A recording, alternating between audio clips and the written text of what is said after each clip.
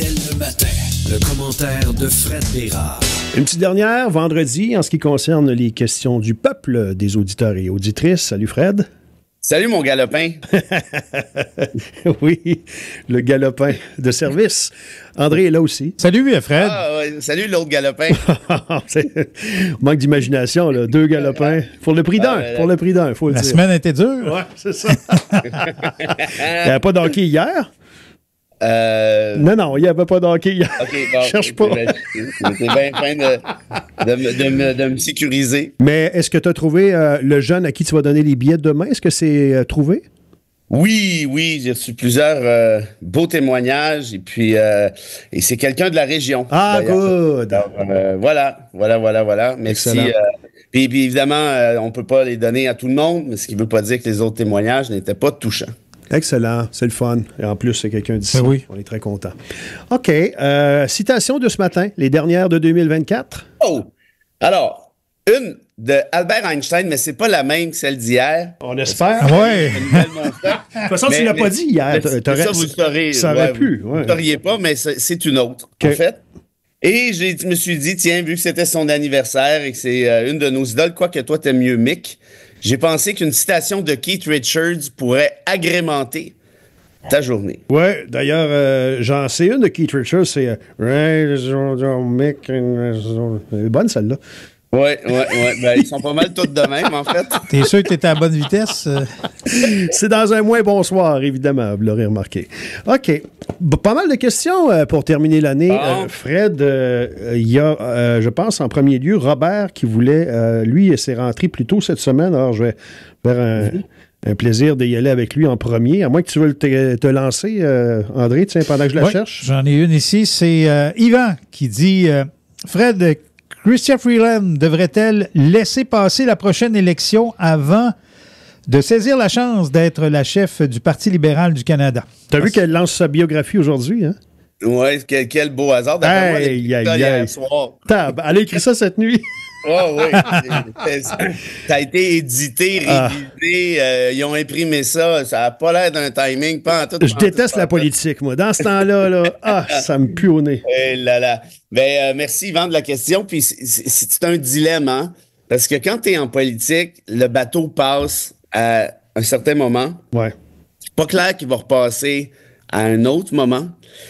Par contre, si Freeland se présente là, une fois que Justin, disons, va en élection, pas à l'élection, ce qui est vraisemblable, qu'est-ce qui arrive par la suite? Elle devient chef d'un parti d'opposition. La manière que ça fonctionne au Canada habituellement, là, c'est moins vrai depuis qu'il y a plus que 2 partis, là. Mais il y en avait 3 à l'époque, là, mais on est un petit peu plus que ça maintenant. La manière que ça fonctionne habituellement, c'est que tu as une alternance de pouvoir entre les libéraux et les conservateurs, puis ça dure 2 mandats. Ouais. Pas mathématiquement vrai tout le temps, mais ça ressemble un peu à ça. Alors, si tu es chef de l'opposition, tu vas être chef une fois, c'est-à-dire le premier mandat de Poilievre, disons ça comme ça. Tu vas aller en élection, tu risques de te faire rincer, puis là, après ça, bye-bye, ils vont demander ta tête. Donc, côté timing, t'es clairement mieux d'attendre un 5 ans, 6 ans, 7 ans, essayer d'arriver là en te disant, dans 8 ans, les gens vont être tannés de Poilievre. Ouais. Mais qu'est-ce qui va se passer dans 6-7 ans? 6-7 ans en politique, là, c'est 600 ans, là, de manière générale. On le sait pas. Et puis, ils ont tous des péchés d'orgueil, hein. Ils ont tous des blessures narcissiques, nos politiciens, là. Ils se voient là, ils veulent, puis ils disent, peut-être que les gens vont réaliser que Poilievre n'a pas de bon sens si c'est moi qui est là, blablabla. Alors, tout ça pour dire, Yvan, la réponse, je le sais pas.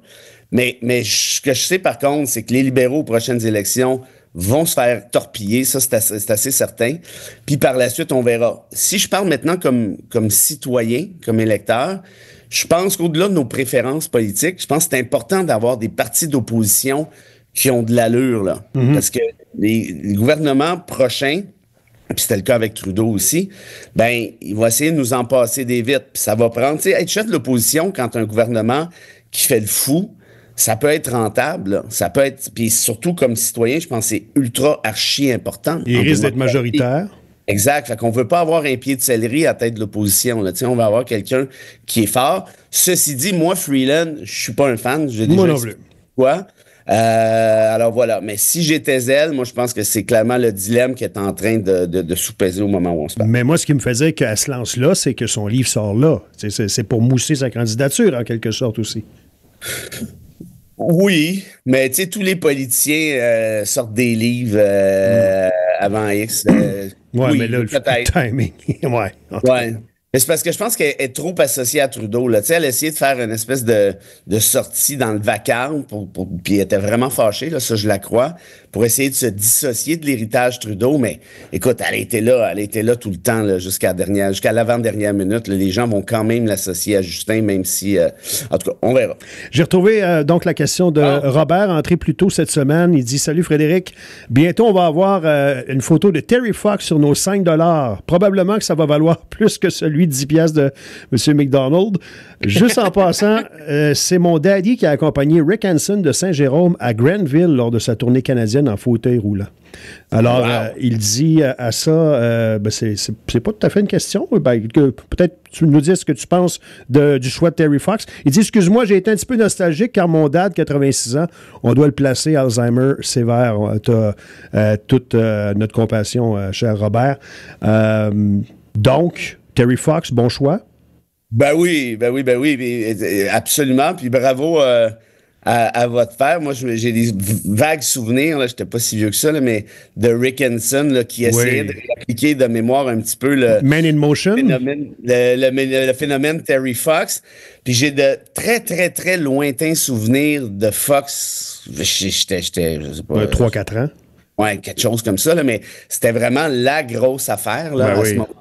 C'était Pierre Trudeau qui l'avait accueilli à Ottawa, puis je pense que ça s'était terminé pas très longtemps après, si je fais pas erreur.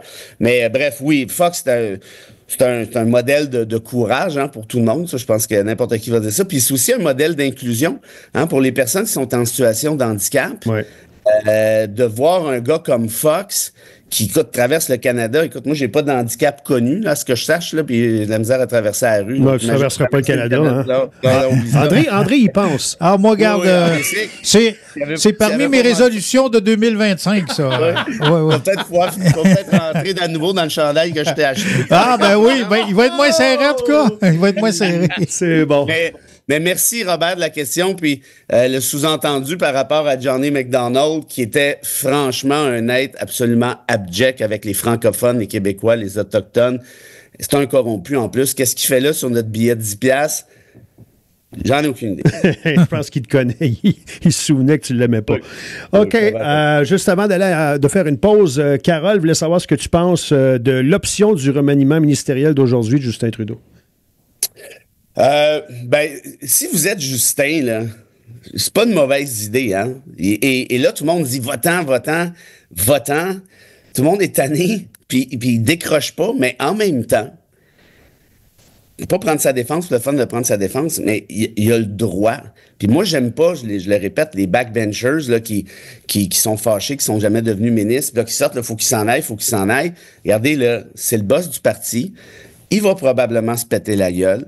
Vous n'êtes pas obligé de vous représenter pour lui. Hein? Vous pouvez faire comme plein d'autres, puis aller prendre des kirés aux bananes au Bahamas, puis dire au diable. Mais il va y aller, il va se faire rincer, puis là, il y aura une leçon, puis ça finit là. Mais pour le reste, c'est aux électeurs, c'est aux électrices du Canada de décider qu'est-ce qu'ils vont faire avec Justin Trudeau. Hein? Puis un parti, on s'entend, dans le Parti libéral du Canada, tu n'as pas de mécanisme comme tel pour destituer un chef. Fait que ça marche avec des pressions médiatiques, là, comme ils sont en train de faire. Mais pour le reste, le dernier mot, ça va être à l'électorat. Donc là, lui a décidé qu'il allait y aller jusqu'à preuve du contraire parce qu'il peut changer d'idée pendant le temps des fêtes. Puis de faire un remaniement, moi, je pense que c'est une bonne idée pour essayer de présenter des nouveaux visages. Là, il a nommé Dominique Leblanc comme super ministre. Moi, je le connais bien, Leblanc. Je suis déjà allé chez lui à Moncton. En tout cas, bref, on est allé à la pêche ensemble. C'est devenu un ami. Puis c'est un gars c'est un bon politicien, mais il n'a pas une énorme profondeur, mais il est très, très, très drôle. C'est un des politiciens les plus... non. Lui, là, dans Chaloupe, je l'avais amené à Mont-Laurier, d'ailleurs, à la pourvoirie des Saint-Louis. Ah ouais. C'est-tu Michel Saint-Louis? Je pense que oui, le père de Paulo. À Lac-du-Cerf, ça? Oui, exact. J'avais amené Dominique, là, je sais plus, là, une couple d'années. Puis on avait eu vraiment du fun, puis il est arrivé en gros bourgeois avec ses loafers puis son polo. J'ai dit, t'es à la pêche à Mont-Laurier, là, t'es pas... mais vous allez voir, ce gars-là, il est très drôle, il est très gentil, il est attachant. Puis c'est un Acadien bien sympathique, puis il fait de la politique pour les bonnes raisons, qu'on soit d'accord ou pas avec lui. Fait que ça, je pense que c'est un bon atout pour le gouvernement. Il y avait eu des problèmes de santé, mais là, il a l'air en forme. Hein? Oui, il y a eu un cancer très grave. Là. Il aurait pu y passer. Là. C'est un revenant. Là. Alors, voilà, écoute, bon, on n'est pas obligé d'être d'accord, mais jusqu'aux dernières nouvelles, il y a encore le droit de, puis il se présentera, il se fera rincer, puis ça finit là. T'sais. Pause, on va revenir. Dès le matin, le commentaire de Fred Bérard. Encore 7-8 minutes pour voter pour votre citation du jour entre Albert Einstein et c'est qui l'autre matin? Keith Richards, comment l'oublier? Eh là là. Moi, je pensais te faire plaisir. Ben oui, tout à fait, mais il a fallu que je regarde sur ma feuille pareil. Je suis une vieille chaussette, oublions pas. Oui. Keith est plus sharp que toi. Il y a un auditeur, Sébastien, oui, ça se peut, c'est des meilleurs matins, qui dit bonjour à vous deux, excuse-nous André, à moins que ce soit à toi et Fred qui dit bonjour à vous deux. Tu prends les choses pour acquis, pas Ben, c'est parce qu'il m'a écrit à Serge Trudel. Je prends pour acquis un petit peu, oui. Bonjour à vous deux. J'aurais une question pour Frédéric Bérard. Sous l'hypothèse que les États-Unis d'Amérique annexent le Canada, est-ce que ça va pas provoquer un mouvement indépendantiste pour le Québec? Oui, c'est une bonne question, Sébastien. Je vois passer des commentaires, mais ça me surprendrait quand même que Trump dise bon, j'annexe le Canada, mais pas le Québec. Là. On parlait de l'or bleu. Le Québec avec toutes les richesses qu'on a, là. Le Québec est probablement la province où il y a le plus d'or bleu, justement. Est-ce que je me trompe? En tout cas, c'est pas l'Ouest canadien. Colombie-Britannique, je pense pas. Au niveau des mines, on est fort. Les minéraux aussi, on est fort. Ouais, les forêts, mais ça, il y en a ailleurs aussi. Mais l'Ontario. Non, moi, je pense que si Trump passe à la table, il mange tout, là, puis tu sais, je veux dire, on s'énerve avec le bonjour high, là, ça va plus être, pour reprendre le gag de Sugar Sammy, ça va plus être le high bonjour, là, j'ai comme l'impression, là. Tout ça pour dire que la géopolitique étant ce qu'elle est, tout est en train l'échiquier mondial est en train de se déstabiliser au grand complet, et on avait un paquet de semi-certitudes ou de certitudes pendant longtemps. Puis là, je pense qu'on ferait une erreur de les avoir encore, hein, parce que Trump a un trait de caractère, comment je dirais... Imprévisible. Soutenu, voilà, exactement, l'imprévisibilité. Et dans ce cas-ci, ça fait quand même 5 fois que... Bon, regarde, on verra qu'est-ce qui arrive. J'ai parlé à des chums hier qui s'y connaissent pas mal, puis ils disent non, c'est juste une tentative de déstabiliser le Canada sur la question des tarifs. On souhaite qu'ils ont raison, puis pour le reste, on verra. Mais est-ce que ça pourrait renforcer un mouvement indépendantiste, lui donner... mettons là, qu'on renforce le mouvement indépendantiste, puis il y a 68% des Québécois qui veulent voter oui demain matin. Puis on vote oui demain matin. Ça va changer quoi, ça? Trump va dire, là, vous avez voté oui, pas de trop. On se sépare des États-Unis. Il va annexer tout le monde, mais pas vous autres, parce que démocratiquement, vous voulez rien savoir des États-Unis. Ouais, mais c'est parce que les Ontariens, ils veulent pas plus savoir quelque chose des États-Unis que nous autres, là. Donc, moi, puis ça, c'est drôle parce que moi, j'ai fait mon mémoire de maîtrise sur les questions d'accès à l'indépendance. J'avais écrit un livre là-dessus qui s'appelle Droit à l'indépendance, pour ceux que ça intéresse d'ailleurs. Petite plug ce matin. Et la conclusion du livre, une des conclusions, c'est que pour que l'indépendance d'un peuple puisse se faire, ça prend obligatoirement l'assentiment de la communauté internationale. Si tu n'as pas l'assentiment de la communauté internationale, ça ne fonctionnera pas. Pensez par exemple juste à la Catalogne, qui a voté oui à 80% il y a quelques années. Ça a foiré. Pourquoi? Parce que Madrid, c'est-à-dire l'Espagne, a dit « je ne reconnais pas ». Et comme l'Espagne a dit « je ne reconnais pas », la communauté internationale n'a pas voulu se mettre l'Espagne à dos. Donc évidemment, c'est un peu différent. Ici, on s'entend bien. Mais faire l'indépendance sans la communauté internationale, oubliez ça, parlez-en à la Palestine, par exemple, parlez-en au Timor oriental, parlez-en au Soudan, parlez-en à la Corse, parlez-en à qui vous voulez, ça ne peut pas fonctionner. Et là, pour la première fois, on aurait cet éléphant, ce pachyderme dans le popotin qui s'appelle les États-Unis. Le popotin, c'est pas les États-Unis, mais le pachyderme, on comprend bien quoi que parfois. Et puis voilà. S'ils décident d'annexer le Canada, on passe à Moulinette. L'Écosse fait-tu partie ou l'Irlande? Fais-tu partie?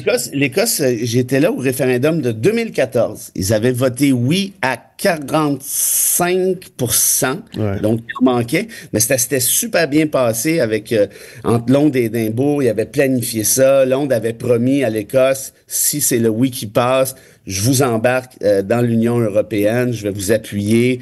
Ils ont discuté ensemble de la question du seuil qui était 50+1. Ça a vraiment, écoute, c'était beau de voir ça. Ils ont repris les enseignements de la Cour suprême du Canada dans le renvoi sur la sécession du Québec. Ils ont fait ça de manière très, très chic. Moi, j'ai fait le party avec des Écossais à Édimbourg. C'était vraiment, vraiment le fun. Mais il leur en a pas manqué tant que ça. Mais si ça avait fonctionné, si le oui était passé, là, il se serait passé quelque chose. Pourquoi? Parce que Londres était d'accord. Et quand Londres est d'accord, ça fait en sorte que la porte de l'Union européenne vient de s'ouvrir. Et là, la communauté internationale embarque. Mais si Londres n'est pas d'accord, la communauté internationale ne va pas aller contre le Royaume-Uni. C'est impossible. Merci, Sébastien, de la question. André? Il y a Louise qui dit, dans un premier temps, Fred, merci, M. Bérard, pour vos lumières à chaque matin sur les différents sujets. Elle dit, pour la sécurité de la frontière, Donald Trump réveille en sorte Ottawa actuellement.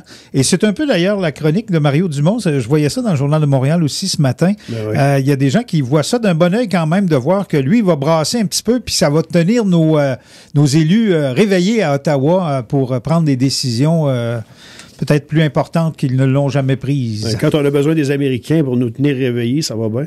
C'est vrai, ça, Fred? Qui a posé la question, en fait? C'est Louise. Louise, merci premièrement de votre gentil commentaire. Je vous souhaite des joyeuses fêtes. Et deuxièmement, le problème, c'est que Trump demande au Canada de faire la job que lui devrait faire. Tu sais, j'ai jamais vu ça, moi, un pays qui surveille les frontières d'un autre pays. Parce que c'est ça qu'il demande au final. Hein? Trump, il s'en fiche qu'il y ait des immigrants, des réfugiés qui débarquent au Canada. Ce qu'il veut pas, c'est qu'il y ait des gens du Canada qui débarquent aux États-Unis. Alors, il dit au Canada, tu vas surveiller mes frontières sur ton bras. C'est quand même assez particulier. Là. Tu demanderas à ton voisin de surveiller ta headset pour le fun. Tu vas dire, là, fais ta job là, c'est ce que je te dis. Et on shake dans nos culottes, on le fait. Ben oui, mais oui. Donc, c'est pour ça que... Puis je comprends la question de Louise en disant, au moins, il se passe quelque chose. Mais moi, je réitère ce que je vous dis depuis un bout de temps. Tout ceci, et ce qui ne veut pas dire que c'est parfait, là. Je dis pas ça. Mais tout ceci est essentiellement de la poudre aux yeux, reprise par les politiciens puis des médias. Ça se passe comme ça en Europe. C'est-à-dire, regardez, les frontières sont devenues une passoire, c'est la panique. Le Canada a poté 1,3 milliard. Là. C'est parce que si vous voulez ça, Louis, ça implique que votre argent là, est dépensé pour surveiller les frontières de Donald. Ça. Notre argent est dépensé au profit, entre guillemets, des Américains. Pour un problème qui, tu sais, Donald n'a jamais été capable de dire il y en avait combien. Je pense que non, c'est pas vrai, j'avais calculé le lendemain de son élection. Il y a 50 000 Canadiens, ni plus ni moins, en fait. 50 000 personnes qui partent du Canada, qui s'en vont aux États-Unis dans une année. C'est minuscule, là. Oui, mais sauf que les gens se disent, si on renforcit d'un côté, on renforcit pour pas qu'il y en ait qui rentrent de notre bord aussi, non? Ben, là, c'est parce que... Je sais pas. Honnêtement, en tout cas, moi Donald, il s'en fiche pas mal. Puis là, c'est ça. On dépense notre argent pour lui faire plaisir parce qu'on a peur. OK. Puis pour le reste, quand il y aura des chiffres sur le problème en question, là, on en reparlera. Mais peut-être que j'ai manqué quelque chose, là, mais ça me surprendrait parce que je suis ça pas mal à la journée longue. Avez-vous vu des chiffres, vous, récemment, qui disaient, regardez, là, il y a tant de nombre de gens qui rentrent ici ou qui sortent d'ici, puis là, c'est comme ça, puis là, c'est épouvantable. Puis, non, ça n'existe pas. Ce qui ne veut pas dire que ça n'existe pas, parce que quand ils ont fermé Roxham, ça a créé d'autres brèches ailleurs, alors que Roxham, c'était contrôlé, c'était sécurisé. Mais là, c'est quoi ces chiffres-là? On parle de combien? C'est-tu 25? C'est-tu 250? C'est-tu 2,5 millions? Personne ne le sait. Ouais. Bref, c'est ça.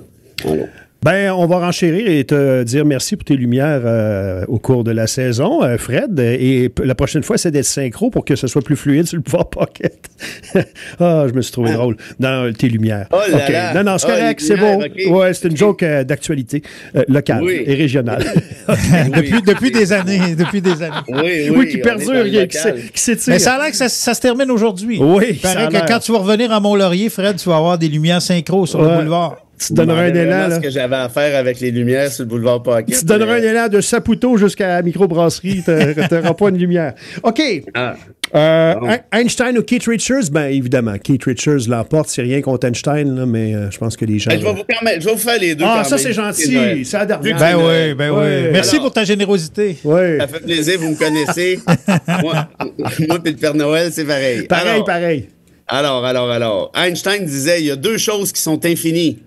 L'univers et la stupidité humaine. Et la bêtise existe toujours. J'ai pas fini. Il y a deux choses qui sont infinies, l'univers et la stupidité humaine. Ceci dit, je ne suis pas sûr pour l'univers. Je veux dire que l'autre, hein, on s'entend. OK. Et Keith Richards, mais quel homme. Ouais. Qui dit ceci, je l'ai dédié à toi, mon Trudel, mon vieux collègue et complice. Keith Richards disait, je n'ai jamais eu de problème de drogue. J'avais seulement des problèmes avec la police. Ah oui, ça en est une solide, celle-là. Comme quoi que tout est une question de perspective. Oui, tout est relatif. Ça rejoint Einstein. Merci beaucoup, cher ami. On se reparle lundi, one-on-one. André va être couché. C'est ça, comme à chaque année. Fait que à lundi d'abord, puis bon week-end. Peut-être enregistrer une couple d'interventions d'André. Oui, juste pour le faire répondre. Ouais. Comme dans la petite vite, là. Ouais. Juste des D'ailleurs, pour Laurent Morissette qui nous écoute, il me doit 50$. Il a perdu son pari. Tu passes par nous pour faire ça? Ben, c'est parce que j'ai écrit sur Messenger puis il me répond pas. Je l'humilie devant 35 000 personnes. Peut-être qu'il va me payer plus rapidement. OK, bye. 50$, Laurent. OK, salut, bon week-end.